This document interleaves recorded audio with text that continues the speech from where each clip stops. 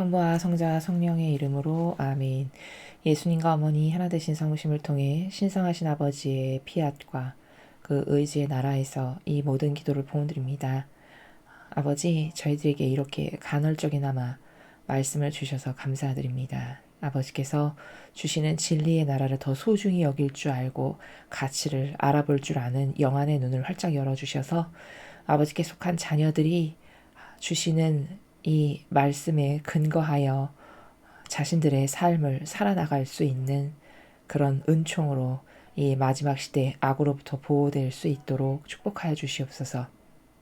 이 모든 기도 우리 주 예수 그리스도의 이름으로 기도드리나이다. 아멘. 성부와 성자와 성령의 이름으로 아멘. 안녕하십니까. 하나님의 뜻 성교의 피아수녀입니다. 오늘은 이제 하나님의 자비주일, 지난 4월 16일이었는데요. 그 자비주일에 예수님과 아버지께서 말씀을 각각 주셨습니다. 그 자비주일에 주셨던 메시지, 어떤 내용일지 여러분들과 함께 학습해 보도록 하겠습니다. 2023년 4월 16일 하느님의 자비주일 오후 3시 기도 모임입니다. 저 모리는 또다시 하느님 아버지의 성심이라고 알게 된 큰 불꽃을 봅니다. 하느님 아버지께서 말씀하십니다. 너희는 현순간 너희가 받는 모든 것은 내가 너희에게 원하는 것임을 깨달아야 한다. 그것들을 있는 그대로 받아들여라. 그렇게 하면 너희가 과거에서 벗어나 나의 자비가 너희를 기다리고 있는 미래에서 나를 만나도록 내가 너희를 이끌 수 있다.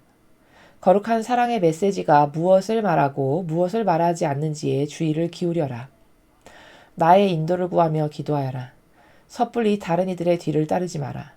지혜에는 평화가 뒤따른다. 기도는 영의 투자와 같다. 예수님께서 이곳에 오시어 말씀하십니다. 나는 사람이 된 너희 예수다. 오늘 나는 너희가 이 험난한 날씨 가운데서도 끝까지 인내하고 기도를 바쳐준 것에 대해 너희를 축하한다. 너희의 이런 행동은 결코 등한시되지 않을 것이다. 오늘 나의 기도는 이와 같은 기도의 힘이 이 나라의 마음과 세상의 마음에 닿는 것이다. 나는 모든 일과 모든 상황에서 영혼들이 내 은총에 마음을 열기를 기도한다. 내 은총에 마음을 열지 않은 이들은 나에게서 돌아서고 나의 가족의 일부가 되기를 선택하지 않은 이들이다. 내 자녀들아, 오늘 나는 나의 신성한 자비의 기도로 너희를 축복한다. 3가지 축복이 주어졌습니다. 하느님 아버지와 예수님의 말씀이셨습니다. 아버지 그리고 예수님 감사합니다. 예, 굉장히 특별하게 이번 그 자비 주일에는 아버지께서 먼저 말씀을 주시고 바로 이어서 이제 예수님께서 말씀을 주셨는데요. 어떤 내용일지 좀 살펴보면요.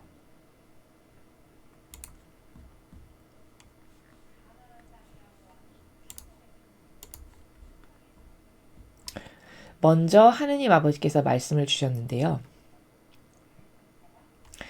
너희는 현순간 너희가 받는 모든 것은 내가 너희에게 원하는 것임을 깨달아야 한다. 이렇게 말씀하셨거든요. 근데 이게 어떤 행간의 나라일까요? 지금 아버지께서 말씀하시는 내용이 현순간 너희가 받는 모든 것. 그러니까 지금 우리가 받는 모든 것은 특별히 지금 3가지 축복을 주시려고 오신 거잖아요. 그러니까 그 3가지 축복에 대해서 말씀하시는 거죠. 너희가 받는 모든 것이라는 것은 우리에게 주시고자 하시는 그 3가지 축복의 은총을 말씀하시는 거죠. 이제 그 우리가 받는, 즉 아버지께서 주시는 그 3가지의 축복은 내가 너희에게 원하는 것임을 깨달아야 한다. 이렇게 말씀하십니다. 그럼 그 축복이 하느님께서 우리에게 원하는 것이다라는 게 무슨 뜻일까요? 그러니까 이런 거예요. 부모 자식 간에 빗대서 이야기하면 부모가 자식에게 내가 이것만큼은 쟤한테 꼭 상속했으면 좋겠는 어떤 가치? 혹은 쟤한테 이것만큼은 꼭 전달했으면 좋겠는 어떤 소중한 것이 있겠죠. 부모에게. 지금 아버지께서도 똑같은 마음의 나라이시거든요. 내가 너에게 네가 나의 상속자가 되었으면 좋겠어서 혹은 천상의 나의 가족이 되었으면 좋겠어서 너에게 이러한 은총을 주기를 내가 원한단다. 그런 뉘앙스의 말이에요. 그것을 표현하시기를 내가 너희에게 원하는 것임을 깨달아야 된다. 이렇게 표현하시는 겁니다. 그러니까 다시 말해 내가 지금 여기에 오늘 이 자비주일에 와서 너에게 계시의 축복, 빛의 축복, 모든 민족의 아버지의 축복을 주려고 오지 않았니? 근데 그 축복이 꼭 너의 것이 되기를 내가 원한단다. 이런 말씀이세요. 마치 부모가 자녀에게 꼭 죽기 전에 내가 이것만큼은 상속해줘야지. 혹은 내가 이 소중한 가치만큼은 쟤한테 꼭 주지를 시켜서 전달해줘야지. 이런 것처럼. 이해가 잘 되시죠? 근데 이제 문제는 뭐냐면 그것을 주고 싶어도 그 자녀가 그것을 별로 관심 없어 한다든가, 예를 들어 가치를 모른다든가 소중히 여길 줄 모른다든가 뭐 기타 등등 이러면 상속해주기가 불가능하잖아요. 물론 육적 부모는 관심도 없고 소중히 여길 줄도 모르고 하찮게 여기고 띡띡거려도 그냥 주죠. 온전히 자식이라는 이유 하나 때문에. 근데 제가 앞서 계시록에서도 말씀드렸지만 천상은 자격 조건, 질서 이런 걸 아주 내밀히 따지는 나라이기 때문에 절대 강요, 거저 이런 건 없어요. 그러니까 주시고 싶은데 지금 이 아버지의 마음을 잘 이해해야 되는 게 주시고 싶은데 생각만큼 자녀가 받을 줄을 모르거나 혹은 원치를 않거나 받아도 100%로 받지를 못하거나 지금 이런 처지에 있는 겁니다. 그러니까 이런 말씀하시는 거예요. 만약에 자녀가 내가 이렇게 주는 것을 굉장히 소중하게 아주 소중하게 여기서 잘 간직하고 받고 그걸로 막 기뻐하고 행복해하고 또 그걸 잘 쓸 줄도 알아. 그럼 이런 말 할 필요가 없죠. 이해가 되시죠? 근데 내가 너가 나에게서 받는 이런 모든 은총은 내가 너한테 원하는 것이다. 즉 너한테 주기를 원하는 것이다 라는 말을 굳이 왜 하셔야 될까? 똑바로 받는 법을 모르니까. 잘 받아서 활용하는 것을 모르니까. 혹은 가치를 모르니까. 소중하게 여길 줄을 모르니까. 혹은 받기 싫어하니까. 기타 등등. 그 이유야 뭐 알파부터 오메가까지 이렇게 범주가 다양하겠죠. 이해되시죠? 지금 그런 마음이세요. 근데 문제는 이 아버지가 주시는 모든 소중한 선물과 은총들은 반향을 해야 받을 수 있다는 게 문제예요. 인간 측면에서 봤을 때 반향을 똑바로 해야만 받을 수 있다는 겁니다. 이게 큰 차이야, 자연법의 인간과. 그러니까 반향할 줄 모르니까 아버지께서 어떻게 해서든지 그거를 더 잘 받게 해주시기 위해서 이런 말씀을 하시는 거라는 겁니다. 그럼 이해가 잘 되시죠? 이제 그런 나라이고 그것들을 있는 그대로 받아들여라. 이건 또 무슨 말씀이시냐면 사람의 이 지력이라는 게 수준이 사실은 3가지 축복을 주셨어도 인간은 받아도 잘 몰라요. 그게 왜냐하면 이렇게 막 겉으로나 형상적으로 확 드러나는 것들이 아닐 가능성이 굉장히 많거든요. 예를 들어 어떤 축복을 받았으면은 뭐 부러졌던 다리가 막 갑자기 붙어서 막 걷게 된다든가 이런 거라면은 그것에 대한 것은 그냥 확 믿을 텐데 하느님이 주시는 은총이 단정해서 말할 수는 없지만 다 그렇게 눈에 확 드러나고 확연하게 되는 그런 것만은 아니거든요. 마치 콩나물 시루에 물을 계속 주면은 언제 자라는지 모르게 콩나물이 자라지만 매일 관찰하는 사람 입장에서는 어제랑 오늘이랑 키가 똑같은 것 같은데 이렇게 생각하기 쉽죠. 그런 것과도 비슷해요. 그러니까 자기가 받았어도 모른다는 거예요. 혹은 이런 것도 있어요. 인간에게. 내가 여기 이런 은총을 준다고 해서 여기 넣는데 진짜 나에게 주실까? 이렇게 의심을 하거나. 그렇죠. 그런 사람들을 두고 그것들을 있는 그대로 받아들여라 이렇게 말씀하시는 거예요. 그런 안타까운 상황을 두고.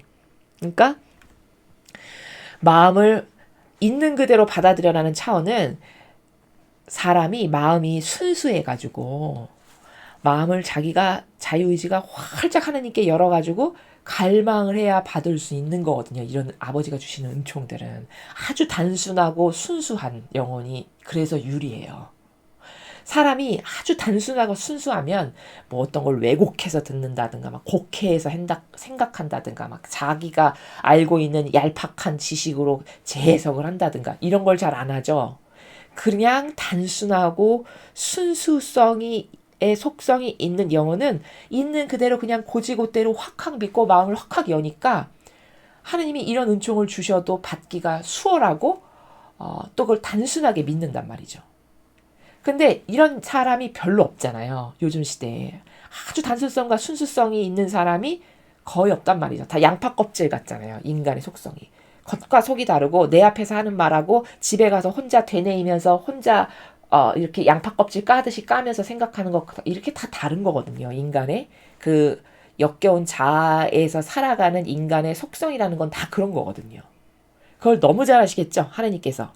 그러니까 그것들을 있는 그대로 받아들이거라 요렇게 말씀하시는 겁니다.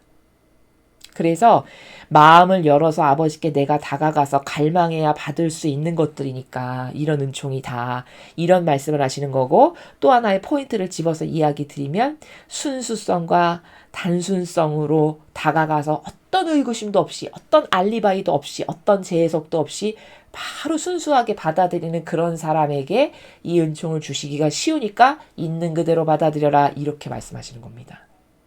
이해하셨죠? 자, 그 다음에 여기 하나 포인트로 짚고 넘어가야 될 게 뭐냐면 너희는 현순간 이렇게 하셨거든요. 현순간. 그러면 우리가 앞에 많은 메시지에서 매현순간이라는 단어를 아버지께서 굉장히 자주 사용하셨어요. 특히 요 마라나타 메시지에서는 더 하시거든요. 근데 현순간을 이해할 때 여러분이 어떻게만 이해하시기 쉽냐면 마치 매 초가 이렇게 째깍째깍 지나가잖아요. 지금도 매 초가 지나가고 있지 않습니까? 그럼 그 초가 지나가는 매 째깍째깍 순간마다 계속 하나님을 이렇게 의식해야 되는 이런 걸로만 생각하시기가 쉬워요. 그렇죠. 그러면 어떻게 되냐면요. 사람이 이거 피곤해서 어떻게 이렇게 계속해. 이런 상태로 갈까요? 안 갈까요? 또 그런 상태로 빠지기가 쉬워요. 이런 사고를 하면. 근데 여기서 말씀하시는 현순간이라는 것은 그런 의미보다는 제가 지금부터 설명을 드리는 이 그림을 보시면 조금 더 이해가 되실 텐데요. 매 현순간이 무엇인지를 이렇게 구조화를 해서 정의해 본 겁니다. 이걸 이해하기 전에 먼저 우리 인간에게는 마음이라는 게 있죠. 네, 마음 없는 사람은 없습니다. 다 있습니다. 근데 인간의 마음 안에는요, 다양한 경계가 존재하죠.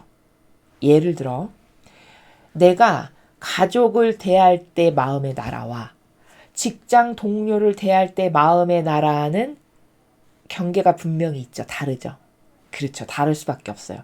왜냐하면 가족은 하나된 관계고 직장 동료는 존중의 관계니까 하나된 사람에게 털어놓을 수 있는 것과 직장 동료에게 털어놓을 수 있는 건 당연히 다른 거예요.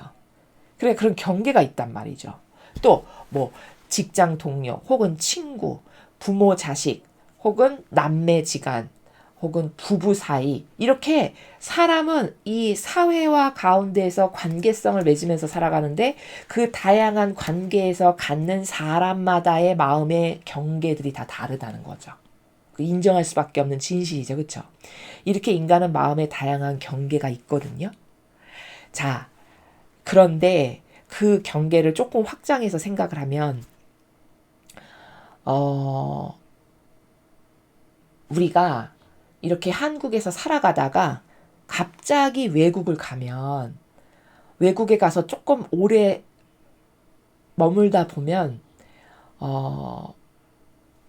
어떤 마음 안에 한국에서 살 때하고는 다른 어떤 정서나 그리움 혹은 뭐 향수 혹은 나 자신에 대한 객관화 이런 것을 좀 하게 되죠.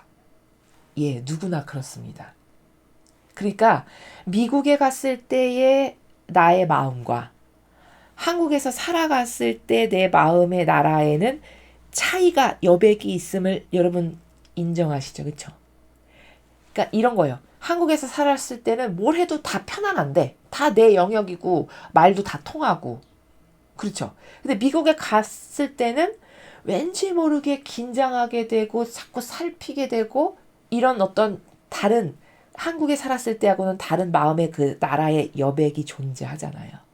바로 그렇게 우리 마음 안에는 다양한 경계가 있고 이런 여백이 존재한다는 겁니다. 자, 이 말씀을 왜 드리느냐.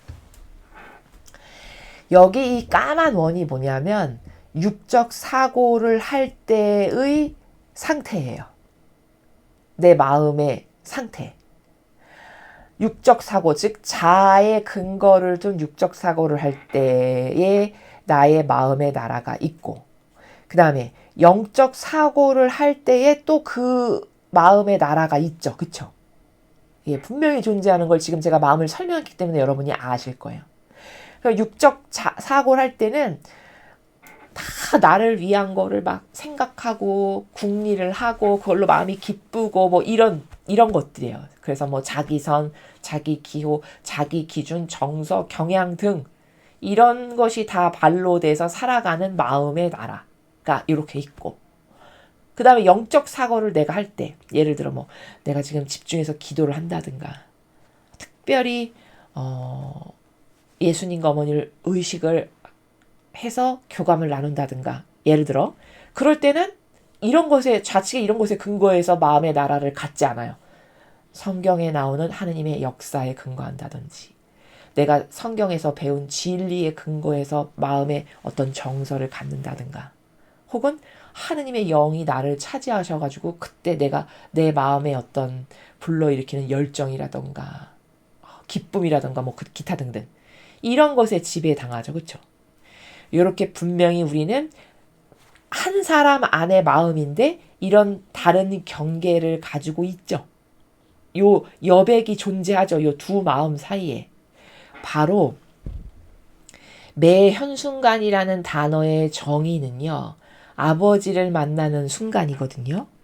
근데 어떨 때 아버지를 만나기가 쉬우냐면, 이렇게 육적 차원에서 막 살다가 어떤 영적 차원으로 넘어가기 전에 요 갭, 요 차이, 요 잠깐의 차이 있죠. 요 차이에서 하느님을 딱 의식하면 그때 아버지를 만나게 되는 순간을 여기 이 메시지에서 매현순간이라고 말씀하시는 거예요. 이해되십니까? 그러니까 조금 더 객관화하면,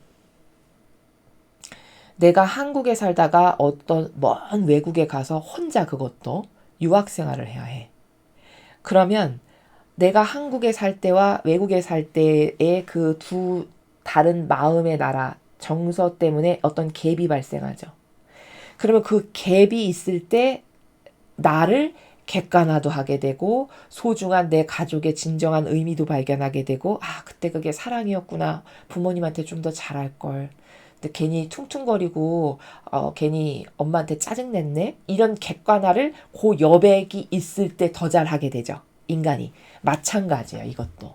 이렇게 육적 사고와 영적 사고가 있으면 그 갭 있죠. 갭. 아까 한국과 유학 갔을 때의 그 갭이 있을 때 그 갭에서 더 객관화를 잘해서 사람이 성숙해지고 가족이 소중한 것도 알고 이렇게 발견하듯이, 바로 요 두 개의 다른 마음의 나라 혹은 사고의 나라에서 발생하는 요 갭이 있을 때, 요때 하느님을 딱 의식하거나 예수님과 성모님을 의식하면 그때 만나게 되는 그 타이밍을, 혹은 그런 것들을 아버지는 여기서 매현순간이다 이렇게 정의하시는 거라는 겁니다. 이해가 좀 되시나요? 그래서 매현순간이라는 건 하느님 아버지를 만나는 순간을 매현순간이라고 여기서 정의하시는 건데, 그 아버지를 만나는 순간은 어떨 때 잘 만날 수 있냐면, 이렇게 육에서 막 살다가 내가 하느님을 너무 오랫동안 인식 안 했네 해서 영적 사고로 들어가기 전에 이런 어떤 갭이 있는 요 찰나에 그때 아버지를 만나게 되는 순간이다라는 것이고, 근데 아버지께서 현순간 너희가 받는 모든 것이라고 왜 앞에 전치사를 현순간을 쓰셨냐면 특별히 요 지금 요 시대 있죠. 지금 우리가 살아가는 요 지금 시대는요. 그 매 현순간순간마다 아버지께서 어떤 우리에게 은총을 넣어주시려고 굉장히 자비를 많이 베푸시는 시대예요. 지금이 마지막 시대이다 보니. 그래서 아까 서두에 매연순간 너희가 받는 모든 것은 이렇게 말씀하시는 겁니다.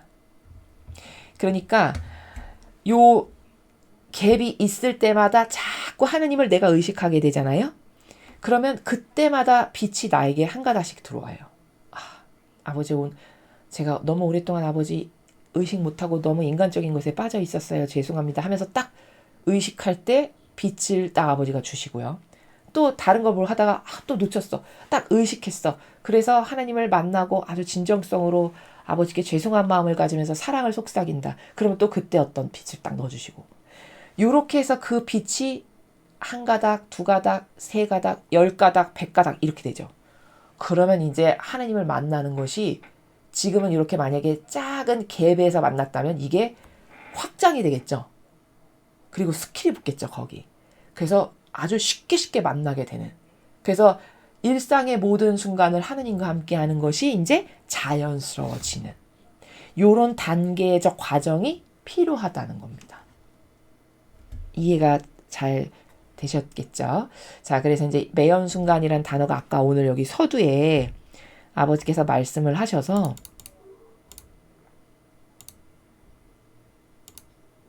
여기 현순간이란 단어 보이시죠? 그래서 설명을 추가적으로 드린 겁니다. 그렇게 하면 너희가 과거에서 벗어나 나의 자비가 너희를 기다리고 있는 미래에서 나를 만나도록 내가 너희를 이끌 수 있다. 자, 그렇게 하면 어떻게 하면?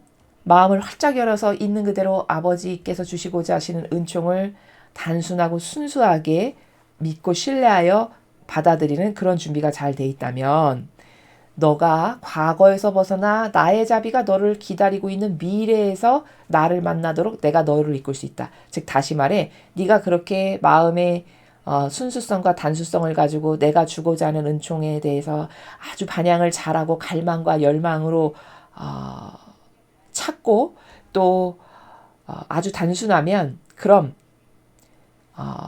너의 과거의 사고방식 즉 내가 옛날에 가졌던 어떤 인간적 기호라든가 정서라든가 경향이라든가 내 기준 이런 거 그것을 과거에서 벗어나라라고 표현한 거예요. 그의 너의 과거의 사고방식에서 네가 벗어날 수 있게끔 내가 은총을 준다는 말씀이죠. 네가 그렇게 반향을 한다면 그런 은총을 네가 받게 된다면 내가 주는 세 가지 축복의 은총을 받게 된다면 너는 과거에서 벗어나 과거의 너의 사고방식 그런 인간적인 사고방식에서 벗어나서 미래에서 내가 너를 만날 수 있게끔 너를 인도하는 데 수월해진다. 이런 말씀이라는 거죠. 거룩한 사랑의 메시지가 무엇을 말하고 무엇을 말하지 않는지에 주의를 기울여라.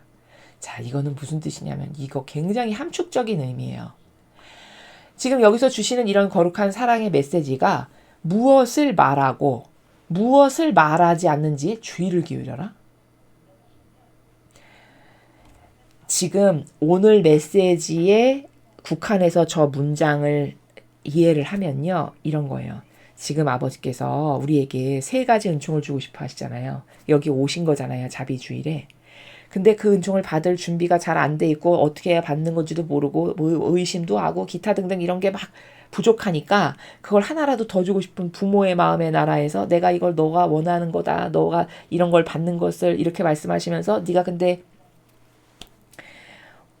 이렇게 하면 받을 수 있다라고 아주 구체적이고 자세한 방법은 말씀하시지 않죠. 그렇죠. 얘들아 이런 은총을 내가 너한테 주고 싶단다. 여기까지는 오픈해서 하셨어요. 근데 그 은총에 대해서는 말씀을 하시는데 그러니까 있지 네가 이런 은총을 받으려면 있지 너는 이런 준비 그리고 이런 건 버리고 이렇게 아주 구체적이고 상세한 방법은 말씀을 안 하신다는 거예요. 하느님께서 통상 여기서뿐만 아니고 예수님도 똑같으세요. 아버지랑 한 뜻이시기 때문에 성경에 보면 예수님도 항상 말씀하시는 패턴의 나라가 있으세요. 뭐냐? 늘 명제적이고 선언적이에요. 나는 길이요 진리요 빛이다. 나를 따르지 않는 사람은 아무도 거기 갈 수 없다. 끝이에요. 두 문장이. 그럼 우리 인간이 들었을 때는 도대체 길이 뭐고 진리가 뭐고 빛이 뭐야? 어떻게 해야 예수님이 길이고 진리고 빛이야? 나도 그 길로 가고 싶은데 방법은 왜 말씀 안 하시지? 이런 의구심이 들 때가 있어요. 근데 거기뿐만 아니라 항상 예수님이 말씀하시는 그 화법을 보면 다 이렇게 답만 말씀하시는, 명제적이고 선언적으로 이런 거다 이렇게 답을 말씀하시지, 예를 들면 제가 이렇게 여러분에게 막 하나하나 다 자자리 설명하는 것처럼 이건 이런 거니까 이런 건 버려야 되고 이건 이렇게 방법을 하는 거니까 이 방법으로 노력해야 되고 이렇게 말씀 안 하시죠. 바로 지금 그거를 무엇은 내가 말하지 않는지에 너가 주의를 기울여라 이렇게 말씀하시는 겁니다. 그러면 왜 방법은 안 가르쳐 주실까요?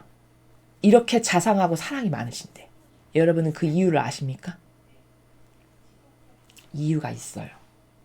왜냐? 방법까지 말해준다.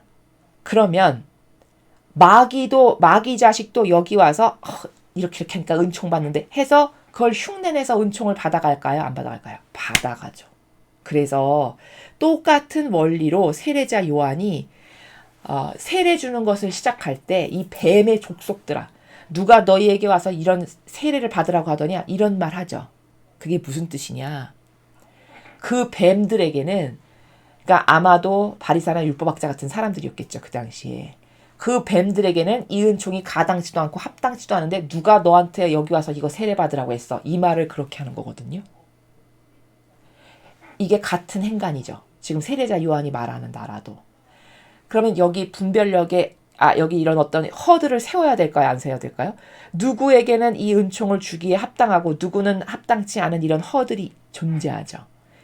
그렇기 때문에 즉 다시 말해 각각의 영혼마다 자기의 자발적 자유의지가 반향을 통해서 이 은총을 쟁취하는 거기 때문에 그게 합당하고 타당하고 공정한 거고 맞는 거기 때문에, 즉 각 영혼이 하느님에 대한 올바른 반향을 어떻게 어느 정도로 몇 %나 질은 어떻고 양은 어떻고 이런 걸 다 보고 주셔야 공정하죠.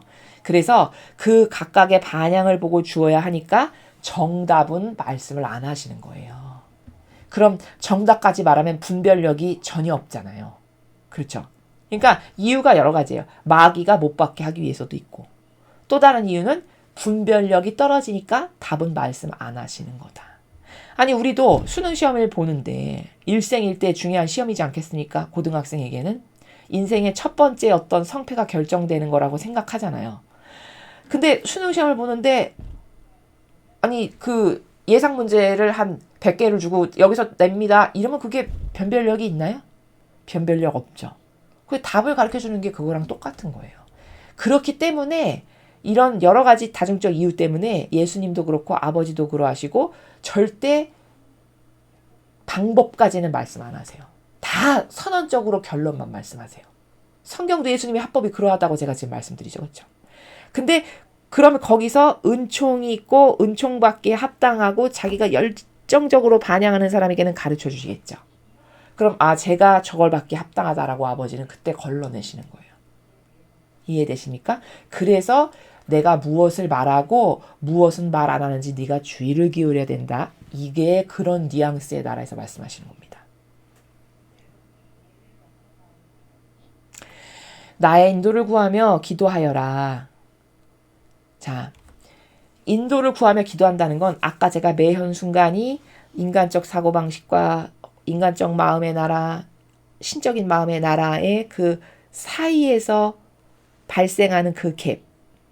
그때 아버지를 내가 아버지를 너무 오랫동안 인간적인 나라에서만 있었네 해서 얼른 의식하면 아버지를 만나고 그때 하나님께서 은총도 넣어주실 수 있고 이런 거거든요. 매 현순간이 그것의 반복이라고 말씀드렸죠. 그러면 그 매 현순간을 통해서 하나님을 자꾸 의식하고 예수님과 어머니를 의식할 때 나를 인도하시고 이끄실 수 있거든요. 내가 의탁을 하기 때문에. 바로 나의 인도를 구하며 기도하여라라는 건 그렇게 매연 순간을 통해서 내가 너를 인도하고 있으니 매연 순간을 잘 활용을 해라라는 말씀이세요. 그 매연 순간이 뭔지를 알아듣고. 이해되시죠? 그러면 나를 이끄실 수 있다라는 말씀이에요. 섣불리 다른 이들의 뒤를 따르지 마라. 자, 하느님의 인도를 구하며 너가 기도해야지 섣불리 다른 이의 뒤를 따르지는 말아라. 이런 말씀이거든요.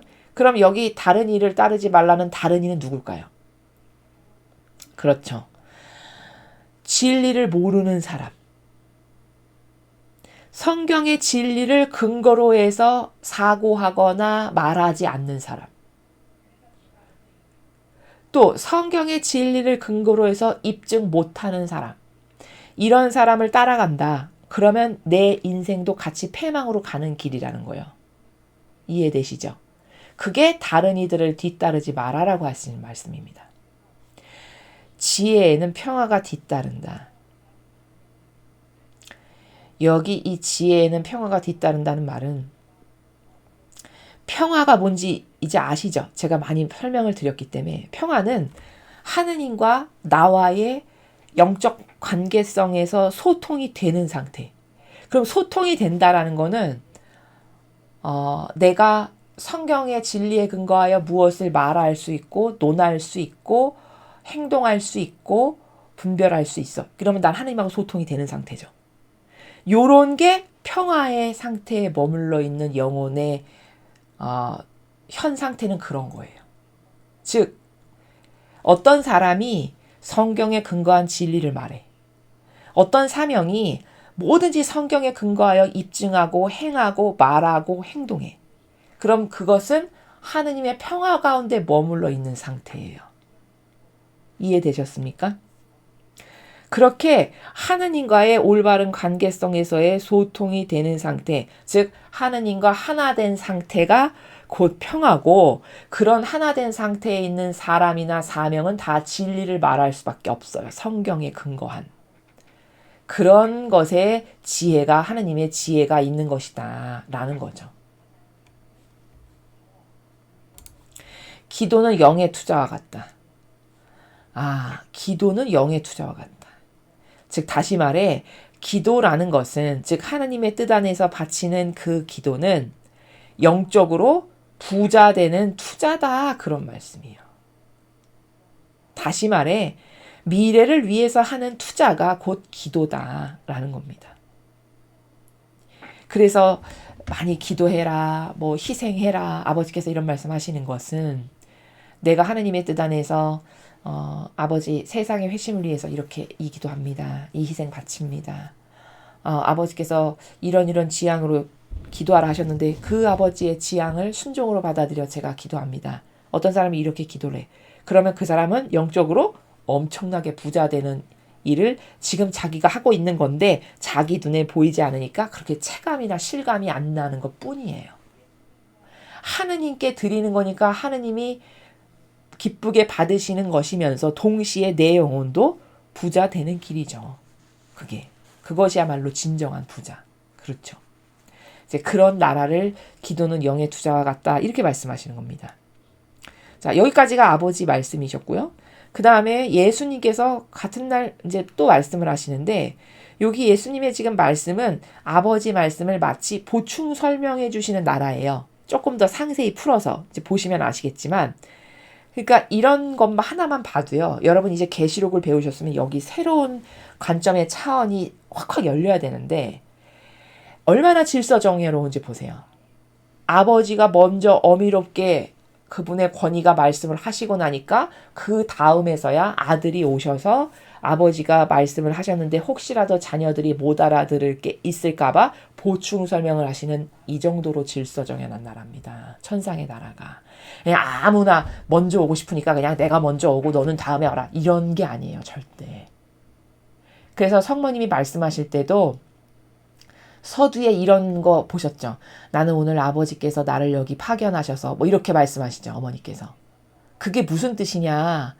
너무나도 질서가 퍼펙트하니까 아버지께 허락받고 내가 오늘 너희들한테 왔다, 이런 말씀을 그렇게 하시는 거예요. 그 허락받아서 오는 게 당연한 거고. 아버지의 권리, 그걸 존중해 드려야 되는 게 맞는 거니까. 그렇죠.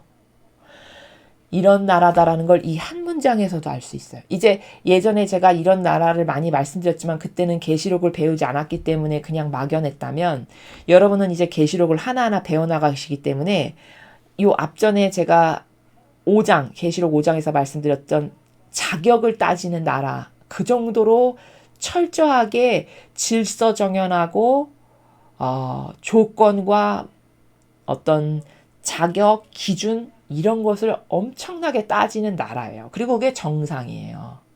그게 맞는 거죠. 그래야 공평한 거 아니겠습니까? 그렇죠. 그래서 이렇게 오셔서 말씀하시는 것도 다 그런 질서 가운데, 신적 질서 가운데 말씀을 하시는 거다라는 것이고요. 오늘 나는 너희가 이 험난한 날씨 가운데서도 끝까지 인내하고 기도를 바쳐준 것에 대해 너희를 축하한다. 이 지금 발현하신 날 제가 이 실시간 동영상을 보니까 비가 왔는지 다 우산 쓰고 계시더라고요. 거기 모이신 그 성지에 모이신 분들이 막 우비 입고 계시고 좀 추워 보이던데 아마 날씨가 굳었었나 보다 저도 이렇게 생각을 했었거든요. 근데 이제 그렇게 날씨가 안 좋은데도 불구하고 거기 오셨던 분들이 인내하고 끝까지 기도를 바쳐준 것에 대해서 예수님께서 지금 이렇게 격려를 하시죠. 그렇죠? 너희의 이런 행동은 결코 등한시되지 않을 것이다. 자, 그 비오고 날씨 굳은데도 불구하고 아버지가 오신다고 해서 그 아버지를 맞이하러 나갔던 그 순수하고 단순한 영혼들, 그 하나님만을 갈망하는 그 어여쁜 영혼들의 그 작은 인내를 예수님이 결코 등한시되지 않는다고 하셨어요. 다시 말해 나는 잊지 않을 거다. 너의 그런 희생을. 이런 말씀이거든요. 이게 사람이 자기 기준으로 천상을 생각하기 때문에 오해가 많고 일그러진 게 많은 게 왜냐? 사람은 이렇게 비 오는 날 기도한 거 뭐 이렇게 대단한가? 라고 생각 안 할 수도 있어요. 잊어버리거나. 근데 천상은요. 어떤 나라냐면 지금 예수님께서 그날 하루 와서 인내하고 끝까지 그 자리 지키면서 기도한 거 그거 인간은 별것 아니고 작은 거라고 생각할지 모르지만 그 희생 작은 것도 나는 절대 등한시하지 않는다. 소중히 여긴다. 내가 잘 보관한다. 잊지 않는다. 이런 말씀이거든요.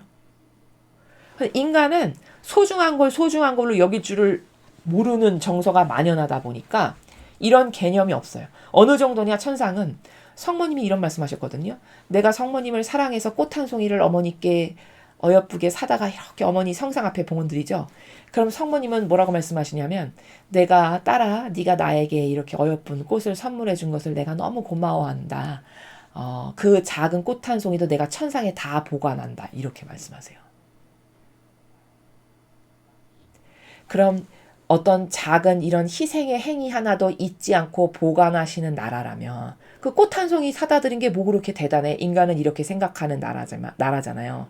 근데 이 나라는 완전히 정직 그리고 그 행위의 사실적인 것에 근거하여 뭐든지 다 평가되고 점수가 매겨지는 예를 들면 그런 나라이다 보니까 이런 거 하나하나가 다 보관되고 기록되는 나라예요.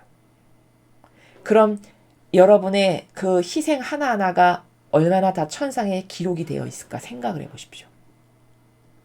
그런데도 희생을 할 때 얼굴을 찌푸리고 한다거나 억지로 한다거나 못마땅하거나 뭐 이런다면 거기에 기스가게 하는 거죠. 그렇죠?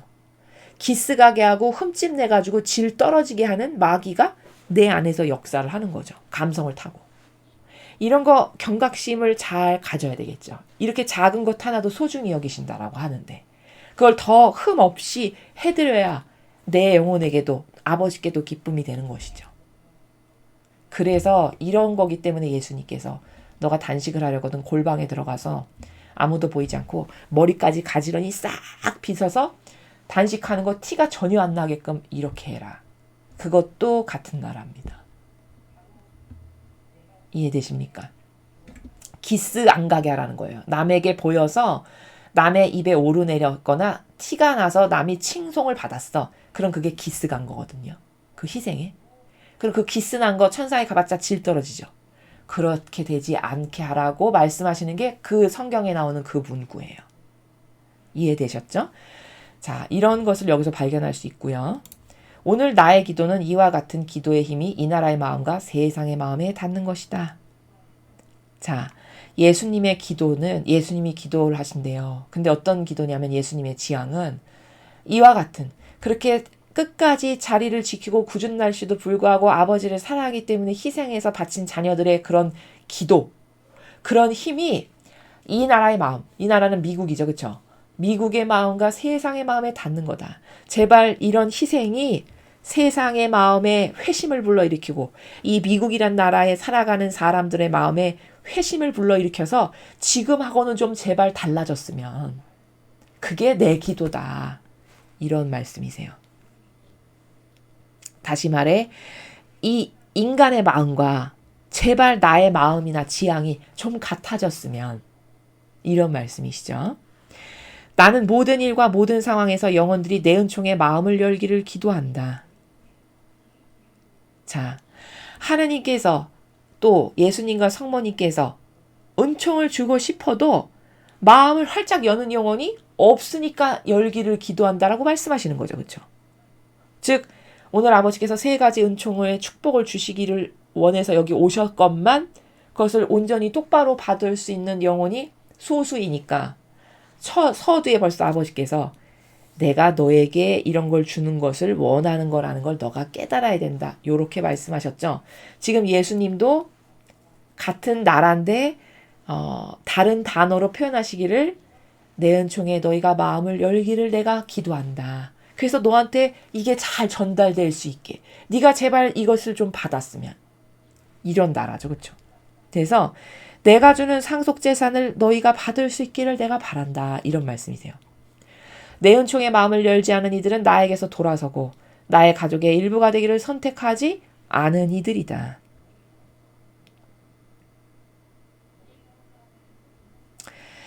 아버지는 그리고 예수님은 제발 이 지구상에 살아가는 모든 자녀가 내 가족이 되었으면 천상에 그 내 나라에 좀 제발 왔으면 와서 피앗의 자녀도 되고 의지의 자녀도 되고 뜻의 자녀도 되고 좀 이렇게 그런 것을 좀 도전했으면 이렇게 바라신다는 거죠. 근데 많은 사람이 은총의 마음에 열지 않는다는 건 뭐예요? 관심이 없는 거예요. 그렇죠. 혹은 의구심을 가져서 진짜 될까? 이렇게 올바르게 반영을 못한다든가 기타 등등. 그게 은총의 마음을 똑바로 열지 않는 거죠. 그렇죠? 그게 다 예수님과 아버지에게서 돌아서는 거예요. 그래서 하느님의 가족으로 지금 초대받는 시대고 자기가 영적으로 도전만 하면 천상의 그런 곳에 갈 수 있는 기회의 문이 인류 역사상 처음이자 마지막으로 열린 그런 시대에 지금 우리가 살아가고 있는데 전혀 관심도 흥미도 없고 오히려 세상적인 것에 기쁨을 느끼고 만족감을 느끼고 희열을 느끼고 거기서 애착을 하고 집착을 하고 기타 등등. 이런 것을 보고 안타까우셔서 하시는 말씀이시죠. 그런 나라라는 것이죠. 내 자녀들아, 오늘 나는 나의 신성한 자비의 기도로 너희를 축복한다. 자, 예수님께서도 예수님이 주실 수 있는 그 신성하신 자비의 기도를 통해서 여기 참석했던 사람들, 그리고 이날 잠 안 자고 새벽에 각자 집에서 아버지를 열망해서 저는 가지는 못하지만 저의 천사를 파견합니다 해서 갈망했던 자녀들, 그들에게 축복을 주신다는 말씀이시죠. 세 가지 축복이 주어졌습니다. 자, 이렇게 끝맺음을 하셨습니다. 자, 그러면 세 가지 축복이 너무 오래돼서 여러분이 잊어버리셨을 수 있으니까 제가 이렇게 정리를 해봤습니다. 아버지께서 이렇게 자비주일날 특별히 주시는 세 가지의 축복은 계시된 축복, 모든 민족의 아버지로서의 축복, 빛의 축복이에요. 근데 제가 앞선 메시지들에서 이런 것에 대해서 많은 말씀을 드렸었는데 지금 인류가 천지 창조 때 만들어진 이래로 아버지께서 그것도 직접 이런 축복을 한 개도 아니고 세 가지씩이나 이렇게 다양한 종류의 축복이거든요. 이게 다 세 개가 다른. 이것을 직접 주러 오시는 이런 시대는요. 지금이 처음이에요. 여러분도 아시다시피. 그럼 이 정도로 엄청난 축복의 시대이죠. 지금이. 그럼 내가 요때 왜 이런 말 있죠. 물 들어올 때 노 져야 된다. 지금 물 들어올 때 노를 얼른 져야 되는 거거든요. 영적으로 봤을 때도. 그럼 이런 축복을 주신다고 할 때 얼른 갈망하고 그걸 진정으로 원하고 그런 축복을 소중하게 여길 줄 알고 그래서 반향을 잘하고 이런 기타 등등을 하면 물 들어올 때 노 저으니까 지금 잘 받을 수 있는 그런 아주 절호의 찬스인데 아까 예수님이나 아버지께서 말씀하셨다시피 별로 무관심하고 관심이 없고 어떻게 받는지도 모르고 그래서 반향을 똑바로 할 줄 모른다든가 이런 기타 등등의 다양한 부작용이나 오류 가운데 있다라는 거죠. 그렇죠. 그러니까 이런 것을 보면 안타까우셔서 아버지시다 보니 부성의 마음의 나라에서 이거 내가 너가 원하는 이게 내가 원하는 거다. 너희들에게 이런 걸 주는 걸 이렇게 말씀하시는 나라라는 겁니다. 그 아버지의 마음을 좀 헤아리실 수 있겠죠. 그래서 계시된 축복은 뭐냐면 핵심만 제가 이렇게 색깔 있는 노란색으로 표현했는데 계시된 축복의 핵심은 뭐냐? 변화와 역경을 평화로이 받아들일 수 있도록 지식을 준다. 지금이 변화와 역경의 시대죠. 마지막 시대니까. 이 마지막 시대를 아주 지혜롭고 슬기롭게 잘 받아들이고 헤쳐나갈 수 있는데 필요한 영적 지식을 주는 축복이 계시된 축복이라는 거예요. 중요하죠. 그럼 이거 받아야 되겠죠. 그렇죠? 그래서 처음부터 읽으면 이게 핵심인데 엄청난 변화에 대비해 영혼을 준비시킴. 엄청난 변화는 언제 일어나나요? 마지막 시대. 이게 엄청난 변화지 뭡니까? 또한 모든 면에서 하느님께 더욱 가까이 다가가기 원하는 갈망을 마음속에 심어주면서 회개하고자 하는 마음을 갖게 한다. 이 축복은 영혼들에게 변화와 역경을 평화로이 받아들일 수 있도록 지식을 준다. 이게 계시된 축복이에요. 어떤 축복인지를 알아야 내가 똑바로 원할 수 있지 않겠습니까? 그렇죠? 그 다음 두 번째는 모든 민족의 아버지로서의 축복인데 이 축복은 한마디로 요약하면 선과 악에 대한 분별력의 은사를 주시겠다는 거예요. 여러분 분별력 너무 중요하지 않습니까? 우리가 계시록을 배우다 보니까 도대체 내가 천상에 대해서 똑바로 아는 것도 없고 나는 분별의 기준도 없고 진리에 근거하여 사고방식 여태까지 살아오면서 단 한 번도 해본 적도 없고 온통 지뢰밭이죠. 나라는 인간이 진리 모르고 그냥 계속 살다가 죽는다면 나는 지뢰밭 눈 감고 그냥 이렇게 아무데나 짚었다가 하나 뻥 터져서 죽을 수도 있는 이런 정말 위험천만한 시대에 내가 살아가고 있구나 이런 거 느껴지시나요? 지금은 진짜 그런 시대입니다. 그러니까 분별력이 얼마나 중요합니까? 그렇죠? 분별력이 없으니까 직분 이꼬로 하느님, 직분 이꼬로 진리, 높은 직함과 권한을 가진 사람이 말했어. 그럼 누가 말씀하셨대. 그것만을 따라가서 다 떼거지로 죽는 그런 시대가 지금이지 않습니까? 그럼 엄청 중요하죠. 이 은총을 받는 거. 그게 모든 민족의 아버지로서의 축복이 바로 분별력의 은사를 주시는 축복이에요. 선과 악을 구별할 수 있는. 그럼 이거 받아야 되겠죠. 이게 영혼을 하느님 아버지의 부성적 성심 안으로 또 신성한 뜻과의 일치 안으로 더 깊이 이끌어서 아버지와 일치를 하면 할수록 분별력이 더 뛰어나지겠죠. 왜? 아버지 사고방식이 내 사고방식이 되니까 일치되면. 그럼 분별 못할 게 없어지는 거죠. 그래서 분별의 은사가 모든 민족의 아버지로서의 축복이다. 그 다음 마지막에 빛의 축복은 뭐냐? 빛은 우리가 여태까지 배웠다시피 못 볼 것이 없이 다 비추는 거잖아요. 바로 그 원리에 근거하여 자기의 상태가 현재 어떠한지에 대한 깨우침, 아버지가 주시는 빛으로 나를 객관화할 수 있는 은총이에요. 자기 자신을. 이거 중요하죠. 나에 대한 객관화가 안 되니까 진보가 안 일어나는 거잖아요. 내가 괜찮고 쓸만한 사람이야. 혹은 어디가 잘못됐는지를 모르니까 뭘 고쳐야 되는지를 모르는 이런 기타 등등. 그 자기 자신에 대한 어떤 객관화의 인식이 없어서죠. 그럼 이 빛의 축복을 받아야만 되겠죠. 나에 대한 객관화를 해서 내가 지금 뭐를 회개해야 되고 어디가 잘못됐고 뭐는 버려야 되고 어떤 것은 힘써 노력해야 되고 이런 기타 등등을 그때서 알 수 있죠. 그래서 이 빛의 축복은 영혼에게 하느님 앞에서 자기 상태가 어떠한지에 대한 깨우침을 주는 은총이 빛의 축복이다라는 겁니다. 그럼 이 세 가지 마지막 시대에 다 중요합니까? 안 중요합니까? 다 중요하죠. 그래서 이 세 가지를 아버지께서 주시려고 그렇게 애를 쓰시는 거예요. 그래서 이 축복을 받으면 눈이 열려서 분별도 할 수 있게 될 거고 자기에 대한 객관화가 잘 되니까 버릴 거 확확 버리고 잡을 거 확확 잡고 이것도 잘 될 거고 또 이 마지막 시대에 어떤 준비를 내가 해야지 올바른 준비고 어떤 반향을 해야 되는 건지도 잘 알 수 있을 거고 다 중요하죠. 그래서 이 세 가지의 축복을 아버지께서 주시려고 이렇게 기간을 정해서 또 미리 공지까지 하시면서 오시는 거다라는 겁니다. 이해되셨죠? 자, 그래서 이제 다음번에 또 아버지께서 세 가지 축복을 주실 때는 오늘 배운 거를 잊어버리지 마시고, 이거 이런 축복, 이런 축복, 이런 축복이라 했지. 저 그거 꼭 주세요, 아버지. 라고 올바르게 알고 갈망할 줄 아는 그런 여러분이 되셨으면 좋겠습니다. 오늘 모처럼 자비주일에 아버지께서 메시지를 주셨는데요. 아버지의 말씀을 소중히 여길 줄 아는 훌륭한 자녀들, 그런 여러분들이 되시기를 바라면서 오늘 강의를 여기서 마치도록 하겠습니다. 이상으로 2023년 4월 16일 하느님의 자비주일 오후 3시 기도 모임 주신 메시지 해설을 마치겠습니다. 감사합니다.